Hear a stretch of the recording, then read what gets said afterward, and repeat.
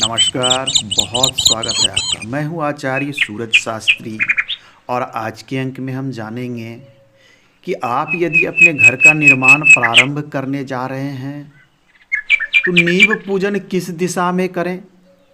खुदाई प्रारंभ हमें किस दिशा से करनी चाहिए। क्या ईशान कोण में योग बन रहे हैं या नैऋत्य से गृह आरंभ करना पड़ेगा। राहु की स्थिति क्या है। साथ में हम यह बात करेंगे कि 2025 में कौन कौन सी तिथि में गृह आरंभ या नींव पूजन किए जा सकते हैं।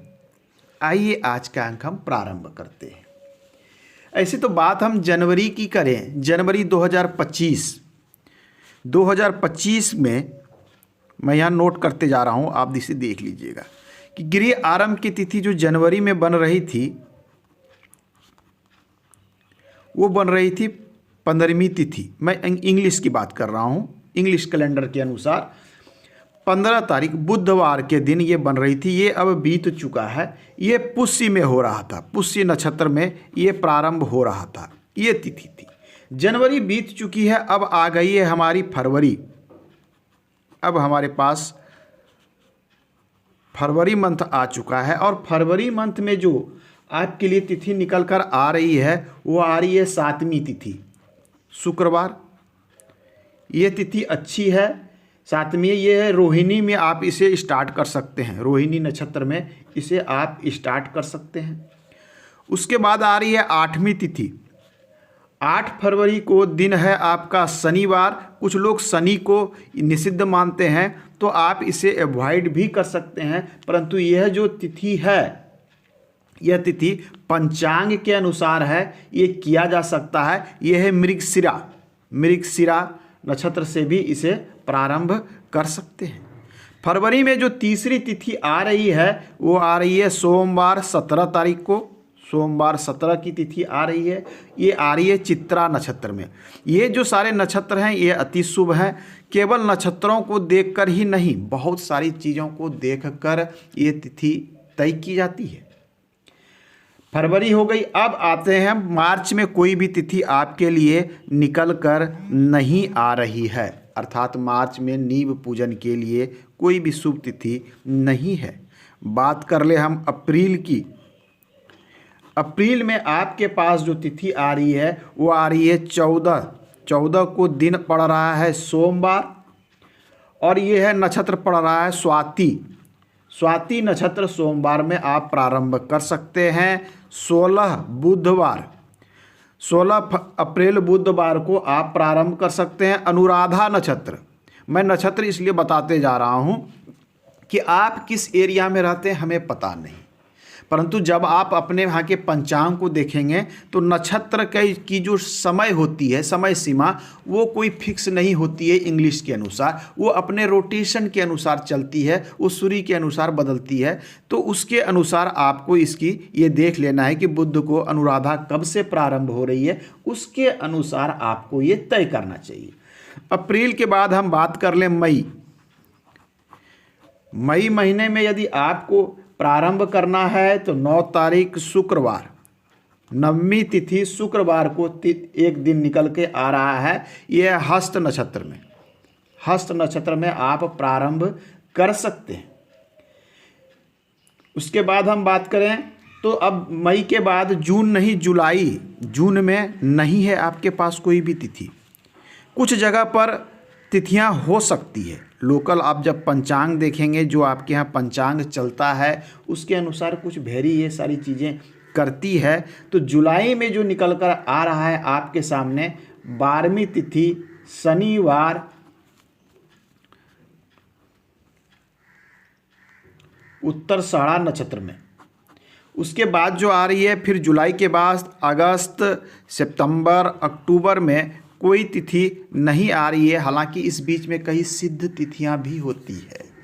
सिद्ध तिथियां जो होती है, जैसे कि मान लिया जाए विजयदशमी है, वो सिद्ध तिथियां मानी जाती है। इन सब तिथि को कोई भी कार्य लोग प्रारंभ कर लेते हैं। तो इन चीज़ों को भी आप लोकल पंडित जी से समझकर कर सकते हैं कि उन तिथियों में जो अच्छे समय आ रहे हैं, क्योंकि दिन भर का जो समय होता है उसमें राहु काल भी होता है, उसमें सिद्ध का भी समय होता है। सिद्धि की समय होती है करीब 1.5 से 2 घंटे की। तो आपको उन समय को देखकर प्रारंभ किया जा सकता है। नवंबर की बात करें तो नवंबर मंथ में, नवंबर महीने में जो आ रही है 27 गुरुवार, बहुत ही अच्छा है। 27 गुरुवार घनिष्ठा नक्षत्र में पड़ रहा है, तो ये बहुत ही अच्छा नक्षत्र है। घनिष्ठा में आप प्रारंभ कर सकते हैं। दिसंबर में कई एक तिथि आ रही है।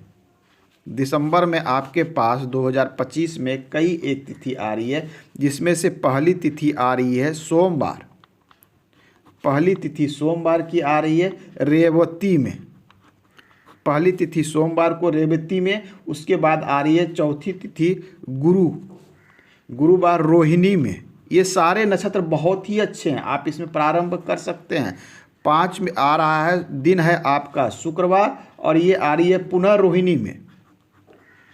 रोहिणी में आ रही है। उसके बाद आपके पास आ रहे हैं छठी तिथि, ये है दिन शनिवार, ये मृगशिरा नक्षत्र में आ रही है।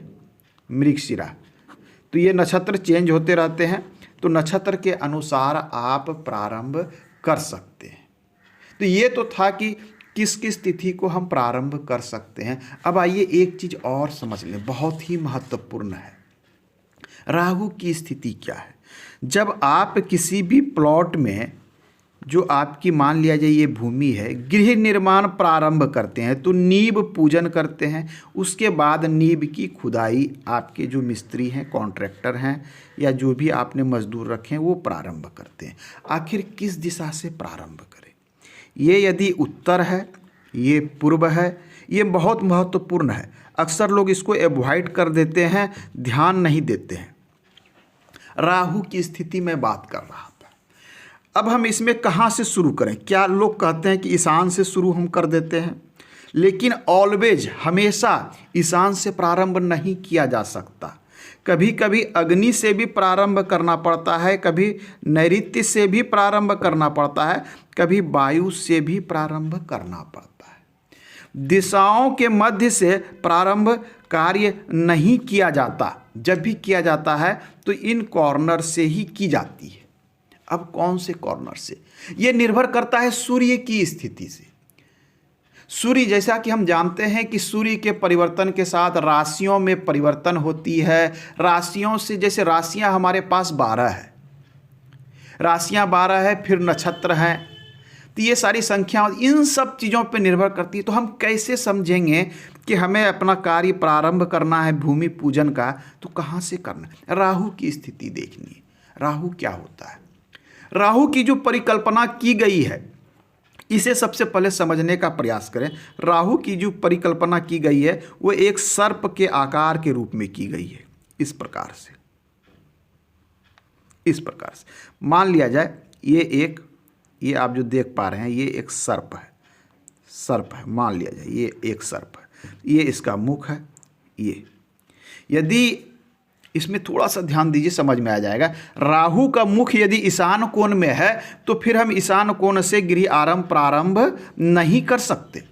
अब राहु का मुख ईशान कोण में कब कब आता है? जब सूर्य सिंह में, मैं यहाँ नोट करता हूँ कि जब सूर्य कहाँ होगा? सूर्य होगा सिंह राशि में, सिंह राशि में। सूर्य होगा कन्या में, कन्या राशि में। सूर्य होगा तुला राशि में। इन 3 राशियों में यदि सूर्य होगा तो राहु का मुख ईशान कोण में रहता है। ऐसे स्थिति में हम ईशान कोण की तरफ से प्रारंभ गृह निर्माण नहीं कर सकते। तो कहाँ करनी चाहिए? राहु के, कहा जाता है कि राहु के सामने के भाग को छोड़ देना है। अब राहु की स्थिति ऐसी है तो ये ईशान छूट गया, वायव्य भी छूट गया, नैऋत्य भी छूट गया, उसकी पूछ यहाँ नैऋत्य में है। तो हमारे पास एक ऑप्शन बचता है कि अग्नि कोण वाली दिशा से हम गृह आरंभ प्रारंभ कर सकते हैं। तो जब सूर्य सिंह, कन्या और तुलस्थ हो तो ऐसे स्थिति में आरंभ हम अग्नि कोण से करेंगे। आइए अब नेक्स्ट आपको क्या देखनी चाहिए? मान लिया जाए ये तो हो गई ईशान के, अग्नि कोण में करेंगे। जब सूर्य चूंकि 12 राशियां हैं तो इन 12 राशियों में पूरे वर्ष में भ्रमण होती रहती है सूर्य की गतिविधि। अब सूर्य किस गतिविधि में है आप एक और समझ लीजिए, ये है ईशान, ये है अग्नि, ये है नैऋत्य, ये है वायु, ये है आपका पूर्व, पश्चिम, उत्तर और ये साउथ, दक्षिण। मैंने ईशान के विषय में बता दिया। अब मान लिया जाए कि आपके राहु की स्थिति, सूर्य जो है कहाँ है, वृश्चिक राशि में, सूर्य है धनु राशि में, सूर्य है मकर। बहुत ज़्यादा कॉम्प्लिकेटेड नहीं है, मैं बहुत सरल शब्दों में बता रहा हूँ कि सूर्य वृश्चिक में हो, धनु में हो, मकर में हो, इन 3 राशियों में सूर्य हो तो राहु का मुख कहाँ रहेगा, वायव्य में। राहु का मुख वायव्य में रहेगा। राहु की स्थिति क्या होगी, ऐसे होगी, ये देखिए, ये राहु का मुख वायव्य में और राहु की स्थिति, राहु एक सर्पनुमा स्थिति होती है ये। तो राहु का मुख हो गया वायव्य में, सूर्य वृश्चिक धनु मकर में है तो वायव्य कोण से नहीं होगा, नैऋत्य से नहीं होगा, अग्नि से नहीं होगा। ऐसे कंडीशन में हम प्रारंभ नींव खुदाई ईशान से करेंगे। होगा हर दिशा में, लेकिन प्रारंभ हम यहाँ से करेंगे। अब आइए नेक्स्ट पोजीशन क्या बनता है, क्योंकि 12 राशियाँ हैं, मैंने 2 की स्थिति बता दी।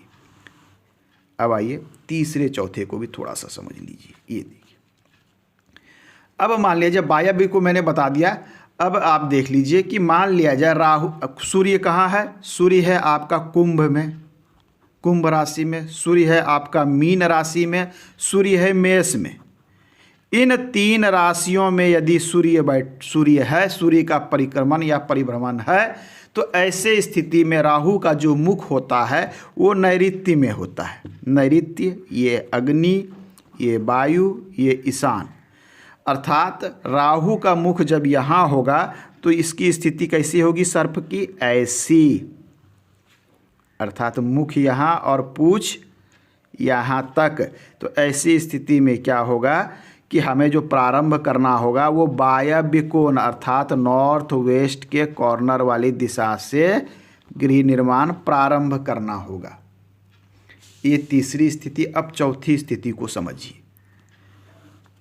चौथी स्थिति में कहा जाता है कि ये आपका प्लॉट है। अब हो गया कि यदि आपके यहाँ सूर्य क्या हो, वृष में हो, वृष राशि में हो, मिथुन राशि में हो, कर्क राशि में हो, मिथुन, कर्क या वृष में आपका सूर्य हो, तो ऐसे स्थिति में हम गृह आरंभ कहाँ से करेंगे। ऐसे स्थिति में सबसे पहले जाने कि राहु का मुख कहाँ होता है। राहु का मुख होता है ऐसे स्थिति में अग्नि कोण में, स्थिति ये होती है ऐसे, ये राहु का मुख होता है अग्नि में। तो ऐसे स्थिति में हमारा नैऋत्य, वायु, ईशान, तो ऐसी स्थिति में हम नैऋत्य कोण से कर सकते हैं। अर्थात जब भी निर्माण करेंगे सर्प के पीठ के तरफ जो कॉर्नर आएगा हम वहाँ से इसका निर्माण करेंगे। यदि आप वास्तु को मानते हैं, शास्त्रों को मानते हैं, तो इन सब छोटी छोटी बातों पर ध्यान देनी चाहिए कि सूर्य किस नक्षत्र में है, कहाँ है, उस हिसाब से क्या करनी चाहिए। तो आप यदि सही दिशा का चयन करते हैं तो वास्तु से संबंधित दोष होने की संभावना कम होती है और आप इस घर में बहुत ही अच्छे से, सरलता से, सुखपूर्वक निवास कर सकते हैं। और राहु की स्थिति यदि आपने देखकर निर्माण किया है तो वास्तु की समस्या ना के बराबर आती है। यदि आपने राहु की स्थिति नहीं देखा और निर्माण कर दिया तो राहु से संबंधित समस्या उत्पन्न हो सकती है। आज के अंक में इतना ही। धन्यवाद।